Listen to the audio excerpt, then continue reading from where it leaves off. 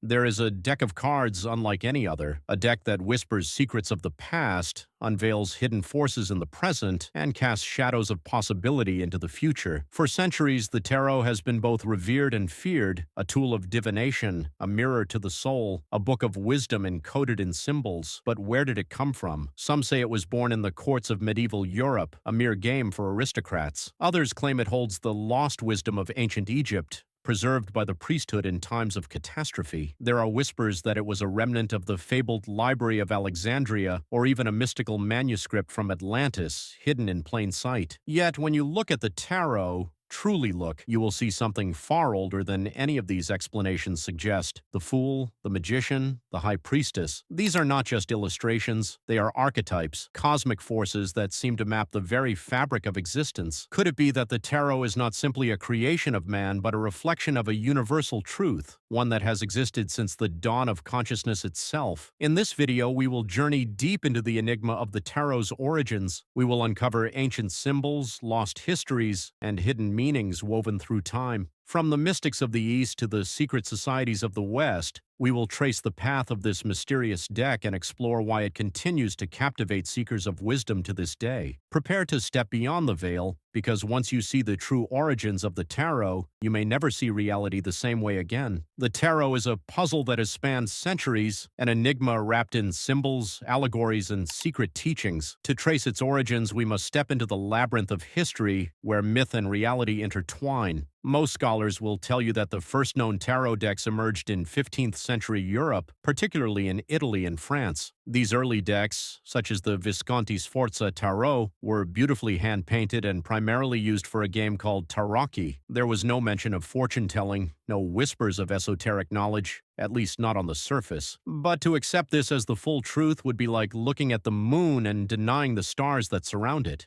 The tarot is steeped in something far older than Renaissance Europe. Some claim it was brought to the West by the Romani people, who carried the remnants of an ancient mystical tradition from India, Persia, and Egypt. Others suggest it was secretly transmitted by the Templars, those enigmatic knights who vanished overnight, taking their knowledge with them. And then there are the whispers of Egypt. In the 18th century, the French occultist Antoine Coeur de Gébelin ignited a firestorm of speculation when he declared that the tarot was none other than the lost book of Thoth, a sacred text of Egyptian priests containing the keys to cosmic wisdom.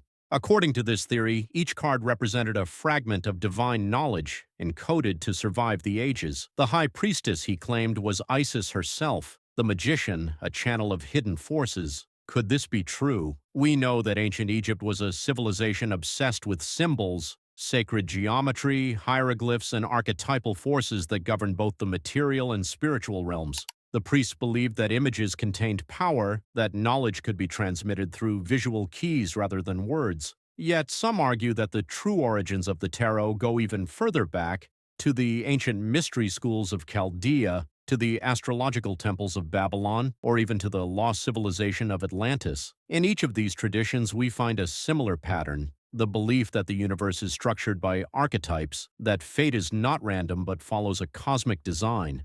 Perhaps the tarot is not merely a product of any one civilization, but a universal language, a symbolic system that has resurfaced in different forms throughout history. From the runes of the Norse to the I Ching of China, from the Kabbalistic tree of life to the mandalas of the East, humanity has always sought to understand the hidden forces shaping reality. Could it be that the tarot is another manifestation of this quest, a map left behind by those who glimpse the structure of existence? As we continue, we will explore the deeper meanings behind the cards themselves and the profound philosophy encoded within their mysterious images. Because if history has taught us anything, it is that symbols never die, they merely wait to be understood.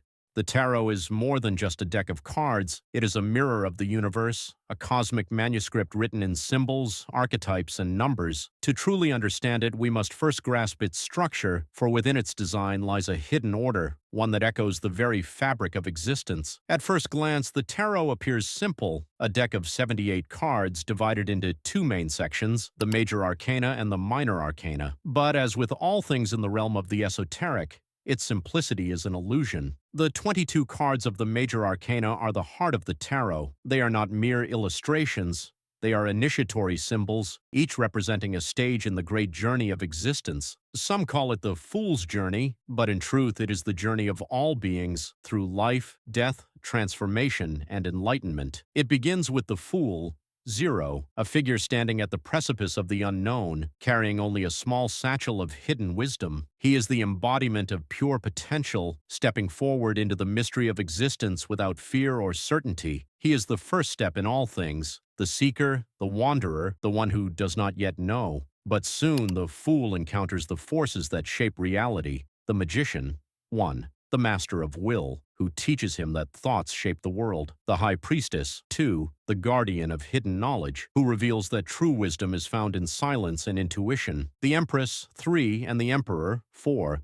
Symbols of creation and structure, teaching the fool about love, growth, order, and responsibility. As the fool progresses, he faces the lovers, 6, the chariot, 7, strength, 8, and so on. Each card a lesson, a transformation. He learns that life is ruled by cycles, Wheel of Fortune, 10, that destruction is necessary for rebirth, Death, 13, and that enlightenment requires a sacrifice of the self, the Hanged Man, 12. Finally, he reaches the ultimate realization, the union of all opposites in the world, 21. Here, the fool is no longer a wanderer, but a being who has integrated all aspects of existence. He has become whole. The journey of the major arcana is not just myth or metaphor, it is the path that every human soul walks, from ignorance to awakening. This is why the tarot is not merely a tool of divination, but a profound spiritual map. But the major arcana is only one half of the puzzle. The true complexity of the tarot is revealed in its second division, the minor arcana, where the forces of the universe manifest in everyday life. In the next section, we will explore how the minor arcana encodes the elemental forces of creation and how its four suits reveal the hidden structure of reality.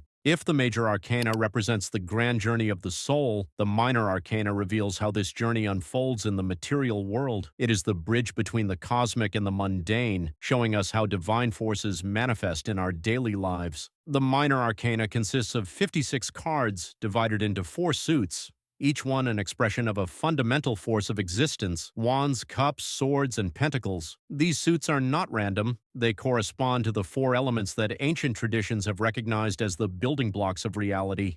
The 4 suits and the 4 elements wands. The element of fire wands represent will, passion, creativity, and ambition. They are the spark of inspiration, the driving force that moves us forward. The Ace of Wands is the first spark of an idea, while the Ten of Wands warns of burdens and exhaustion. Wands are linked to the realm of spirit and energy, the raw, untamed force of creation itself. Cups, the element of water. Cups govern emotion, intuition, relationships, and the depths of the subconscious. They are the vessels of feeling, reflecting our joys and sorrows. The Ace of Cups overflows with love and potential, while the Five of Cups speaks of grief and loss. Water is the element of the heart, reminding us that true wisdom is often found in the currents of feeling. Swords, the element of air. Swords symbolize intellect, logic, conflict, and truth. This is the realm of the mind, sharp, precise, but also capable of destruction. The Ace of Swords brings clarity and revelation, while the Ten of Swords marks painful endings and betrayals. Air is both the breath of life and the storm of upheaval, showing us that knowledge can cut as deeply as it heals. Pentacles, the element of earth. Pentacles are the domain of material reality, wealth, stability, and the physical body. They ground us in the tangible world, revealing the results of our efforts. The Ace of Pentacles is a seed of prosperity, while the Five of Pentacles speaks of hardship and struggle. Earth is the foundation upon which all else is built, the domain of patience, endurance, and mastery over the material. Each suit contains 10 numbered cards, Ace to 10, and 4 court cards, Page, Knight, Queen, and King, which represent different aspects of personal development. The court cards are like personalities or archetypes, embodying different levels of mastery within each element. Pages are students, representing curiosity and new beginnings. Knights are action-driven, embodying movement and intensity. Queens master the internal qualities of their element, ruling with wisdom and intuition. Kings represent full command over their domain, symbolizing mastery and leadership. The hidden structure of the tarot. Taken together, the major and minor arcana form a complete system, a mystical language that encodes the microcosm and macrocosm, the journey of the soul and the realities of the physical world. This is why the tarot is not just a collection of images, but a living system of wisdom, one that aligns with the Hermetic principle, as above, so below, as within, so without. The tarot is not just about predicting the future, it is a tool for deep self-reflection, a sacred device for understanding the forces at play in our lives. Every reading is a dialogue between the self and the universe, where the cards reveal not fate, but the energies that shape our reality. But how can we use this knowledge in a practical way? In the next section, we will explore how to apply tarot in daily life, not just for divination, but for personal growth, spiritual awakening, and deeper insight into the mysteries of existence. The tarot is more than a tool for fortune-telling. It is a mirror of the soul, a key to unlocking hidden truths, and a map for navigating the unseen forces that shape our reality.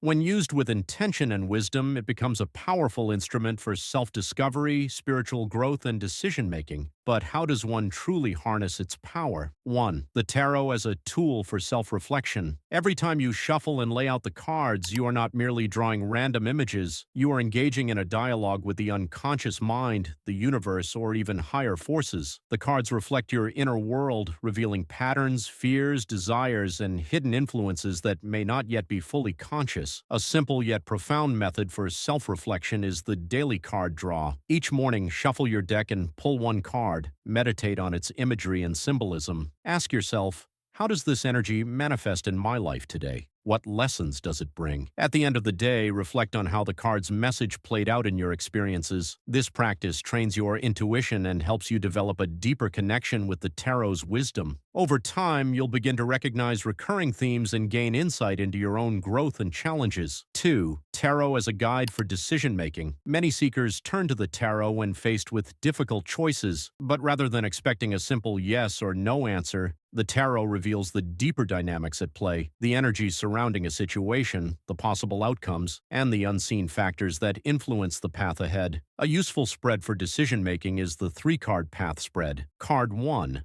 The current situation. What is the underlying energy of this decision? Card 2. The path of action. What happens if I move forward? Card 3. The path of inaction. What happens if I stay where I am? By comparing the energies of both paths, you can make choices from a place of clarity rather than confusion. The tarot does not tell you what to do.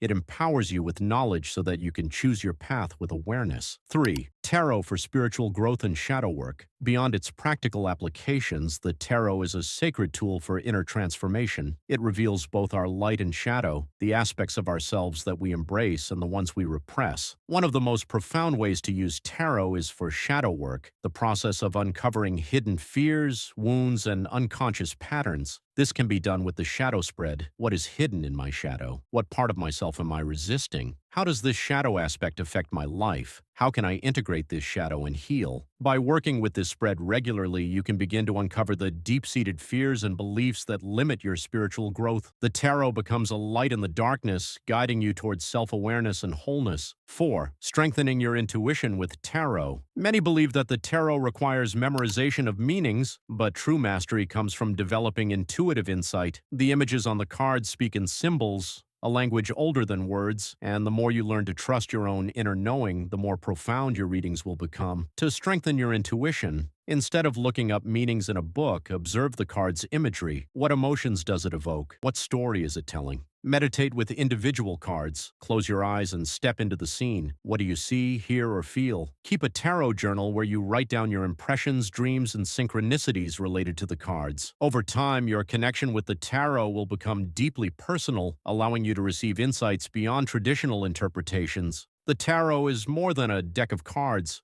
It is a living library of symbols, a sacred language woven into the very fabric of existence. For centuries, it has whispered its secrets to those who dare to listen, guiding seekers through the labyrinth of the soul and revealing truths hidden beyond the veil of the ordinary world. But the greatest mystery of the tarot is not in predicting the future. It is in awakening the present. Every spread, every symbol, every synchronistic draw is an invitation, a doorway into the depths of your own psyche, a key to unlocking the wisdom already within you. The magician reminds you of your power. The high priestess whispers of hidden knowledge. Death teaches transformation, and the star rekindles hope. Each card is a reflection of the great journey we all walk, the fool's journey, the eternal path of learning, growth, and spiritual evolution. The real secret of the tarot. The truth is, the tarot does not give you answers. It reveals the questions you must ask. It does not control fate, but it helps you see the forces that shape it.